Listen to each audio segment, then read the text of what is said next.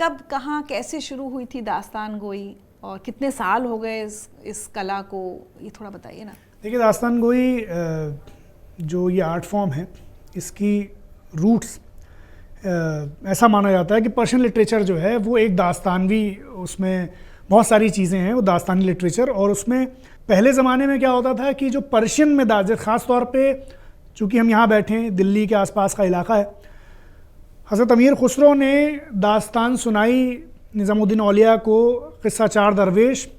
निज़ामुद्दीन औलिया को बहुत पसंद आई। उन्होंने फिर ये एक तरीके से दुआ दी कि ये दास्तान जब मरीज़ सुनेंगे तो उनको शिफा मिलेगी।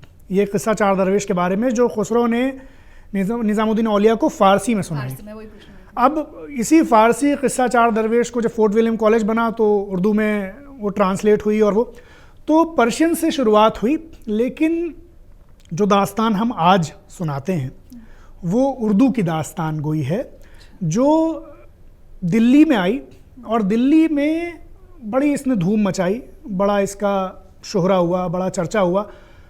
इतिहास से हम ये पाते हैं कि मुग़ल बादशाह ख़ास तौर पे अकबर, वो दास्तान गोई के बड़े शौकीन थे और उन्होंने दास्तान गो तो थे ही उनके करीब, उसके साथ ही मुसव्विरी के ज़रिए उन्होंने जो दास्तान अमीर हमज़ा है उसे बहुत लेवल पर ज़ाहिर किया। उनके यहाँ जो मुसव्विर थे ख़ास तौर पे, और हमज़ा नामा प्रोजेक्ट बहुत बड़ा प्रोजेक्ट है उस ज़माने का, वो रहा। दिल्ली में बहुत बड़े बड़े दास्तान गो हुए।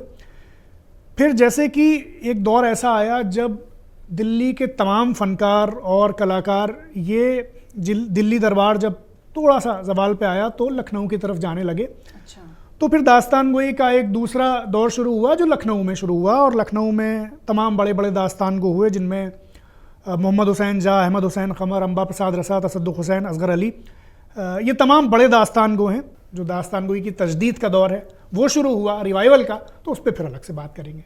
और ये कितने साल बाद फिर रिवाइवल शुरू हुई, कितने साल ख़त्म थी मतलब? तो 1928 में मीर बाकर अली जो थे उनका इंतकाल हो गया, और 2005 में मॉडर्न दास्तान गोई जो है उसका रिवाइवल माना जाता है, जबकि पहला शो 2005 में हुआ।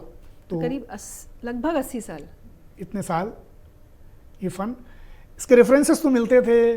उर्दू शायरी में चूँकि दास्तान और दास्तान गो ये लफ्ज़ बहुत आते हैं, तो उस हवाले से जो शायरी पढ़ने वाले हैं या जिन्होंने जो रिवायती माहौल में पढ़े बड़े लोग हैं वही समझते थे कि हाँ दास्तान गोई एक चीज़ होती थी।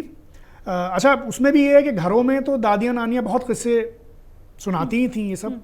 लेकिन क्यों हम रिवाइवल मानते हैं? क्योंकि जो एक प्रोफेशन था दास्तान गोई, जो पेशेवर तौर पर दास्तानें सुनाई जाती थी, वो आर्ट ख़त्म हो चुकी थी और वो नहीं मिलती थी। वो एक तरीके से 2005 में एक कारवां शुरू हुआ और फिर वो बात शुरू हुई, तो वो रिवाइवल। अगर आप ये वीडियो YouTube पर देख रहे हैं तो हमारे चैनल को सब्सक्राइब कर बेल आइकन दबाएं, और Facebook पर देख रहे हैं तो हमारे पेज को लाइक करें।